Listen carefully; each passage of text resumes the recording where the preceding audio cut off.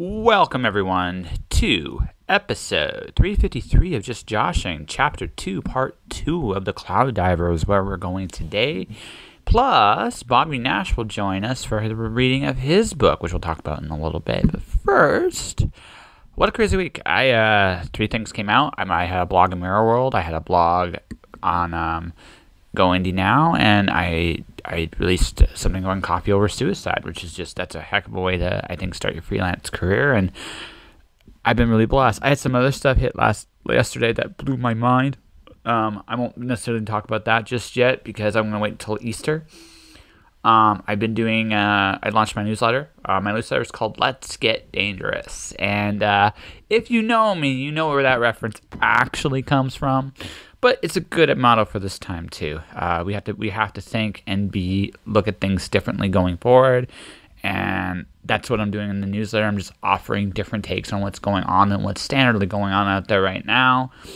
Make people look and redo some things, and just some of the fun things you can do. So that is what I've been doing this last week. I've been writing and releasing stuff, and right this minute I'm working on a top secret little project I can't announce just yet, but I'm hoping it goes really well tomorrow. And I've gotten to interview so many amazing people, and story time down the road, I got two incredibly talented mainstream authors that are going to be coming onto the show. And I got some more people in the wings right now. I got Danica Stone is going to be my week 5. I have a musical interlusion next week, which I'm going to talk about next week as I interview my second web developer, game developer, I should say. It's been incredible just reaching out to so many different people all over the world right now. And again, my whole motto for this time is C.S. Lewis. Just do what you can and not worry about what the grand scheme is right now. Just focus on what you can do to help other people and be there for them as you can. That's it. That's been my approach, and it has paid off incredibly well. I've never thought I'd get the responses I got. My article, How My Personal Apocalypse Prepared Me for This Time, did very well. It's been shared at least 24 times. Who knows how many more, but how much more since, not just on Facebook, but on Twitter as well. It was very, very cool for me to see that people are reading what I'm saying. It's awesome. And anyway, so we're going to get to the Cloud Diver here in just a second. So this is one of my favorite chapters. I won't lie, and it's not my favorite chapter in the whole book, but it's up there. I got a lot of fun. I introduced two of my favorite characters. Adam, quotation marks. So I'll mention this commentary a little quickly here because it's kind of fun. So initially the inspiration for the character was Adam Dries. Adam is I realized at one time he was at a convention and he was wearing his his steampunk stuff, and I looked at it, it's like, he actually kind of looks like a great and powerful wizard. He had a goatee at the time, like he would make an interesting villain. And I thought, it's Adam. He's a good guy.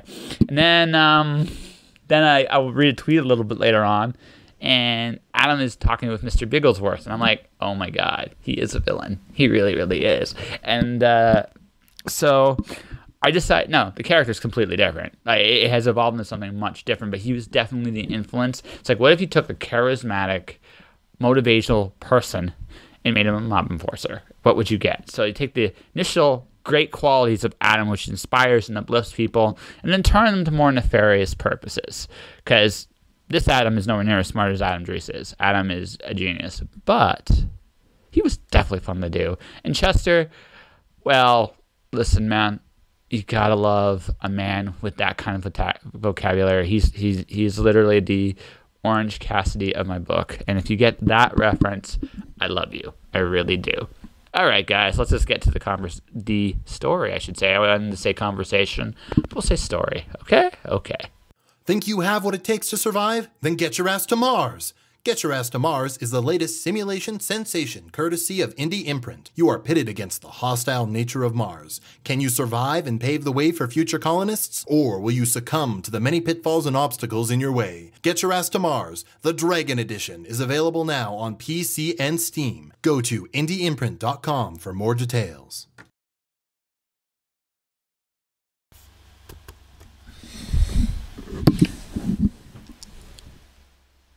Cloud Diver, Level 1-2, Chapter 4.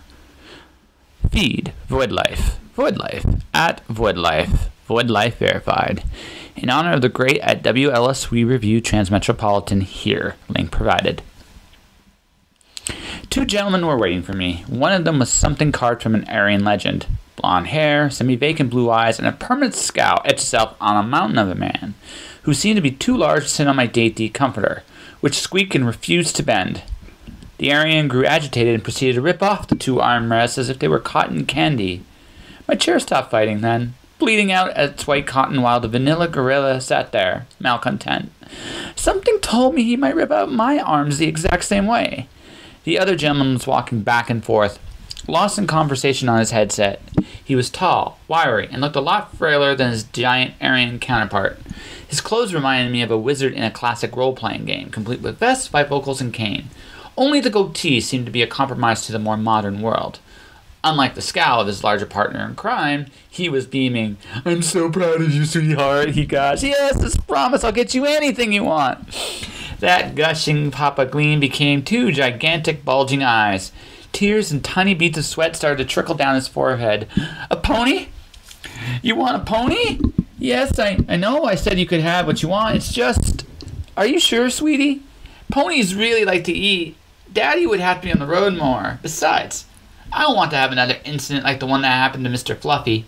You remember what happened to Mr. Fluffy, don't you?" I managed to hear a squeak from a girl, his daughter I imagined, on the other end of the line. I could make out the promises she made about not doing what she did to Mr. Fluffy. Somehow, the Aryan gorilla managed to frown just a touch more, listening into the conversation.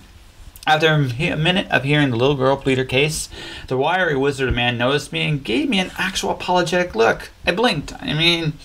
He did break into my house. Manners seemed like a moot point. "Okay, princess, we'll talk about when I get home. Daddy's appointment has arrived. You be good now, all right? Love you." He clicked off his headset and removed it, wiping the sweat from his brow, a wistful grin on his face. Once his full attention was turned to me, the warmth in his eyes hardened to diamond and his smile vanished. His expression was almost neutral, except there was an ominous in the air that wasn't there a second ago. I wanted to shiver. "Brains?" the Aryan said, glancing at his comrade. "I don't think that is necessary, Chester. I feel Mr. Wheeler is a reasonable human being." That neutral look softened, his eyes closed, his lips curved pleasantly. I watched Headset Man stretch his neck and I heard a crack. This had the impression of practice. "Brains." Chester crossed his arms and sighed. "Yep, practice." "Do you prefer Johnny or John?" the Headset Man asked. "John," I answered, doing my best to keep some kind of guard up. "I know what you're thinking," Headset said. "What are two gentlemen such as yourselves doing inside your place?" "Killing me?" I said half jovially. "I'm not going to lie to you, John. It may come to that." Headset took out a remote control from his vest pocket. "But as I just explained to my companion, I feel you are a reasonable man." "Reasonable men can hear our pitches, can't they, John?" "I guess," I said, concerned where this was going. "Brains," echoed Chester as he rolled his eyes. I looked at Chester with a little more scrutiny. "Does he always just say the word brains?" I asked. "Sadly, yes," Headset replied. Chester was caught in a great noun-storm at 45. For a moment, I had a bit of empathy for the giant mountain of a man. Chester saw my sympathy and pulled away. His fists clenched and the roar made me want to head for the hills. My fear returned tenfold. I wasn't sure what to say, but I knew that even before the storm, Chester had not been a nice man. He had always been this way. "I think it's time for us to cut to the chase," Headset exclaimed. He pressed his button on the remote control and my apartment was flooded with music. Not just any kind of music, mind you, but rather the inspirational kind. The stuff that pumps your blood up and makes you believe that you can do anything. Chester's look of hatred mellowed back into his general disdain as he sat awkwardly on my poor comforter, which squeaked in protest.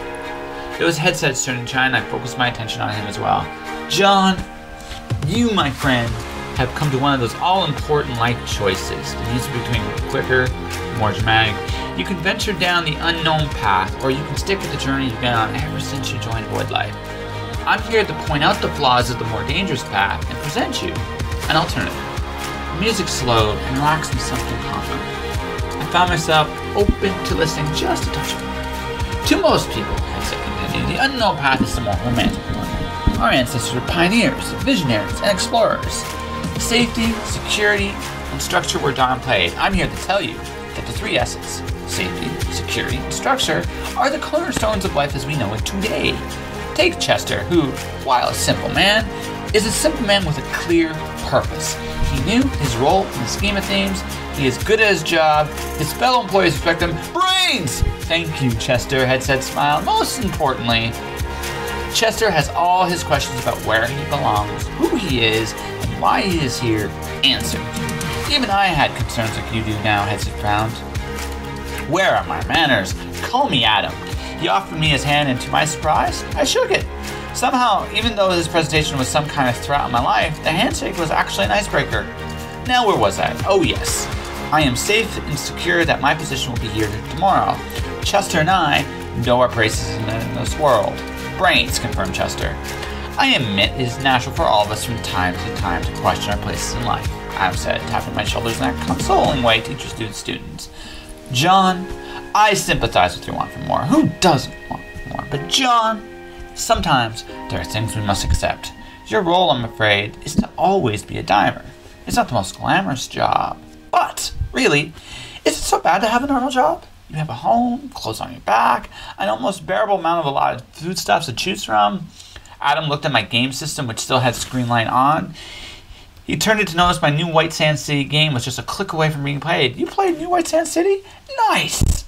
You play it too, I said in pure astonishment. When I have time, Adam conceded before turning back to the task at hand. John, my employer forgives your curiosity. Everyone has questions. Yet, I'm afraid there is no place in the company for advancement. If you give the contents of what you discovered in your missing 8 hours to Chester and myself, life will go back to normal. You will continue your work on the tower and everyone will leave you alone. I am prepared to expand your items on the food menu in exchange for your cooperation. The music stopped. Adam had a chipper smile that oozed serenity. The grin was pleasant, and even though I knew there was something off with the deal, I wanted to say yes. I wanted to. I really did. There was this nagging feeling in the bottom of my stomach that Chester, Adam, and their employer were not the sort of people that would use my information for noble purposes. Yet, I was tempted. This whole adventure business had led me to nothing but trouble. But I knew it wouldn't stop here. It never would. No matter what he said. What would you like me to do, Stevie? I muttered in my brain. He had been smart to be silent up to this point. He had figured what I had figured. In my headspace, he was safe from the detection of these two. We were wrong. Brains! Really? eyes shone and expanded in a wide, uncomfortable way after Chester's ill-timed burst. Brains! Chester asserted, almost hopping when he uttered his sentence. His excitement increased my dread in the pit of my stomach. Something bad was about to happen. Okay, Adam said. He pressed the button on his cane. The silvery substance glowed, and a blue light shone from the tip of the cane. Adam twirled it clockwise. I could feel Stevie Y trying to fight whatever it was Adam was doing, to no avail. He left my headspace and became visible to us all, surrounded by the blue light from the cane. Ow! Stevie Y exclaimed. Are you alright? I asked him. My, Adam said. A daemon. It's been a long time since I've seen one. Did you build this, John? Yeah. I see, Adam said. Well then, this changes everything. How so? That chill I felt at Adam's earlier neutral expression was back in the air and I shivered. I had the feeling this was going to go to a place I didn't want it to go. Chester and myself need to confer with our employer. You have a daemon. If I'm right, he has the information you found. If that is the case, we can extract it from the daemon's cerebral cortex. We no longer need your cooperation. I'm sorry, John, that it had to come to this. Chester! Brains? There was an eagerness in Chester's voice that hadn't been there before. Lock the door. Neither of them leaves.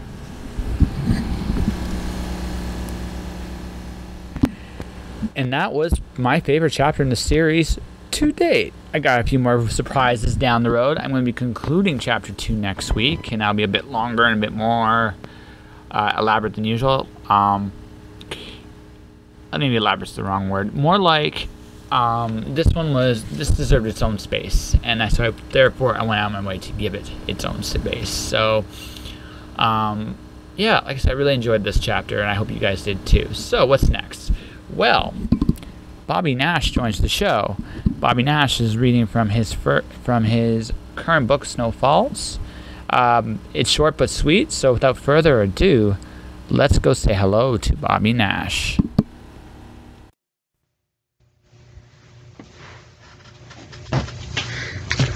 Snow Falls, as read by Bobby Nash, author and writer.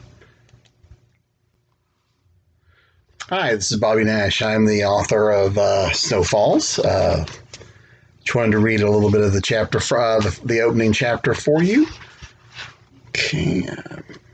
You can find Snow Falls in paperback, ebook, and audiobook formats. Published by Ben Books. Okay, I'm going to read a little here.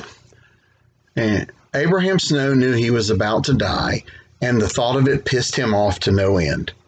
Everything had been going according to plan. Before it all went to hell, everything was moving forward as laid out. The meat was set, all of the details had been checked and rechecked, every I had been dotted, every T crossed. It had taken him years to get this far inside, but he was finally getting a face-to-face with Miguel Ortega. The man was a ghost, a legend. Ortega was a phantom that law enforcement operatives all over the world had been chasing for decades. No one had even come close to catching the elusive Miguel Ortega, despite the fact that he was rumored to have his hands in everything from the drug trade to arms dealings to human trafficking and murder. Murder for hire. There was a good reason for this, however, and Agent Snow was one of the select few people alive that knew the truth. Miguel Ortega was an alias. It was a code name frequently used by less than reputable men and women who preferred to remain anonymous while keeping their questionable business dealings close to the vest. This alias provided the Ortegas of the world with a sense of security. Snow had finally made it past the middlemen and low-level goons inside the organization belonging to the Miguel Ortega he was after. That's how Abraham Snow, in his alias as James Shepard, found himself standing on the blisteringly hot tarmac of a tiny smuggler's airfield in the middle of a South American jungle, wearing a suit, sans tie, and standing next to a beautiful woman named Daniela Cordoza. She was Ortega's right hand and was as dangerous as she was alluring in her form-fitting custom dress. They both stood out of place against the jungle backdrop. Snow didn't trust her, but he needed Cordoza to get to her employer. One minute everything was going according to plan. The next minute was not so good. Time moved as though it was trapped in amber. The man in the white suit was all smiles as they walked to meet one another across the airship's tarmac. Snow was finally getting his face-to-face. It was the first step in the final chapter of his undercover operation. "Agent Snow," the man said once he was within earshot. It took half a second to realize what he had said, and Snow did a double take. Ortega had called him by his real name, Abraham Snow, not the James Shepard alias he had been working under for the past 18 months. How the hell does he know my name? "I think you've got me mixed up with someone else, Mr. Ortega. My name is," Snow started, but it was no use. He could tell by the man's demeanor that there would be no fast talking his way out of this one. His cover was blown. Somehow, someway, someone had sold him out. The list of possible rats was small. Only a handful of people knew his true identity, and most of them he had known and trusted for years. His mind raced through the possible scenarios. A leak inside the Pentagon? Or the CIA, maybe? A compromised asset? Or a mistake he had made himself, a slip-up that had given him away. Each of those played across his mind in less time than it took to realize how deep in the shit he was at that moment. He was all alone. There was no backup close by, no one to swoop in and save the day. Snow reached for the gun tucked into his belt behind his back. Ortega moved faster. Still smiling, he pulled the Glock 30 from a shoulder holster and squeezed the trigger. Snow felt the first impact, but it wasn't until the second that he realized he had been shot. The next thing he knew, he was knocked off his feet, flying backward through the air. Snow dropped to the asphalt, unmoving, blood leaking out of two very large holes in his body. A tingling sensation in his extremities told him that the blood loss was substantial.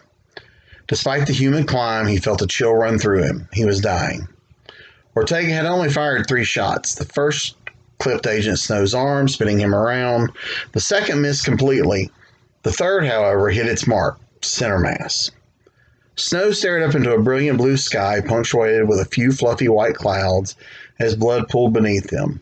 Above him, Ortega and his companions stood and looked down at him. He was smiling, but she was not. That surprised him. Although they had been intimate with one another, neither had pretended it was anything more than just a physical convenience. For him, she had simply been another asset to get him closer to his target. Well, mission accomplished. He had found Ortega. Surprisingly, he didn't finish the job. After a moment, Miguel Ortega shook his head, turned, and walked away, out of Snow's line of sight, presumably back to his plane.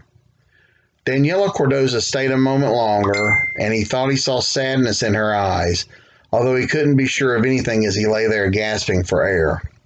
And then she was gone. He assumed she had a plane to catch. Snow's vision grayed around the edges as he struggled to catch his breath, then, surprisingly, followed the sensation of flight as if gravity no longer held sway over him. Trees and clouds flashed past his vision at dizzying speeds until gravity reasserted itself and he crashed back to Earth. And just like that, it was all over. All that remained was darkness and pain. And that's the opening to Snowfalls, which you can find now at Amazon, Barnes & Noble, my website, my online store. The week of March 21st through the 28th, the ebook versions of all of the Snow books are 99 cents, and you can find those, and I will have links in the description here as well. Thank you for listening. I hope you'll check out the book.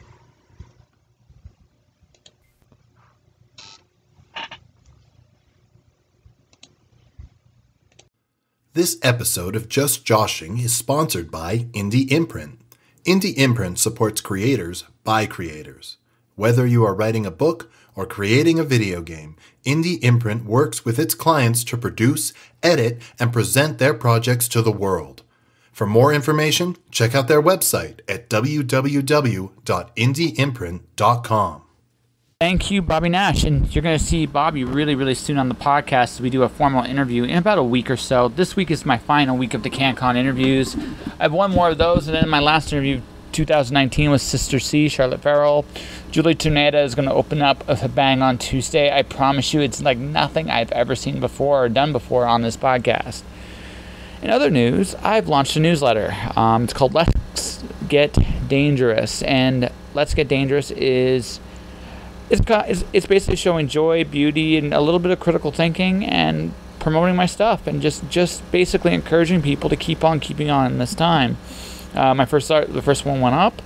The newsletter link will be in the description of this episode, so if you want to subscribe to the newsletter, you can. Next week is going to be a good one. I talk about the importance of time, because that's really, really, really important. Let's see. 3 articles came out this week. How My Apocalypse Prepared Me for This Time, being from coffeeoversuicide.com. I did for Go Indie Now. I did We Need Heroes, and for Mirror World Publishing, I did What I'm Up To Now.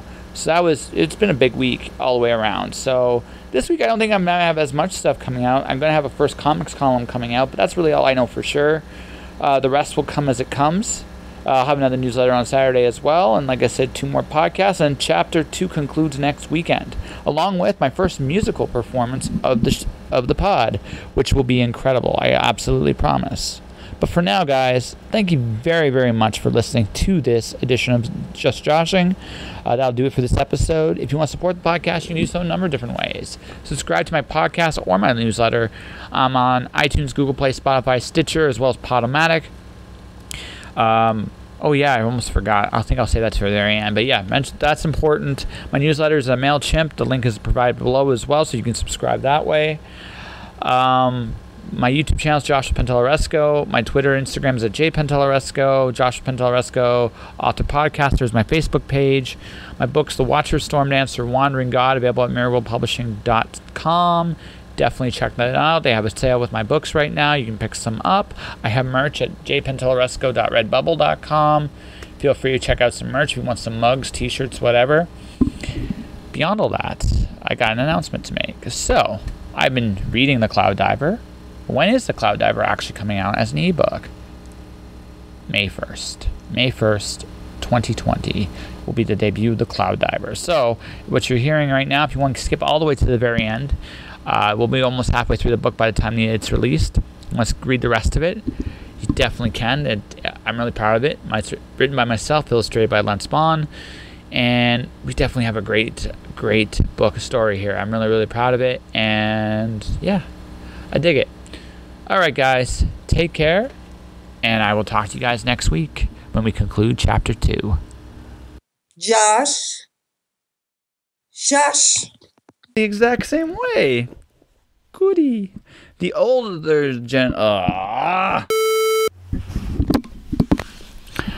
Cloud Diver, Level 2, Chapter 4. Feed Void Life. Void Life. At Void Life. Void Life Verified.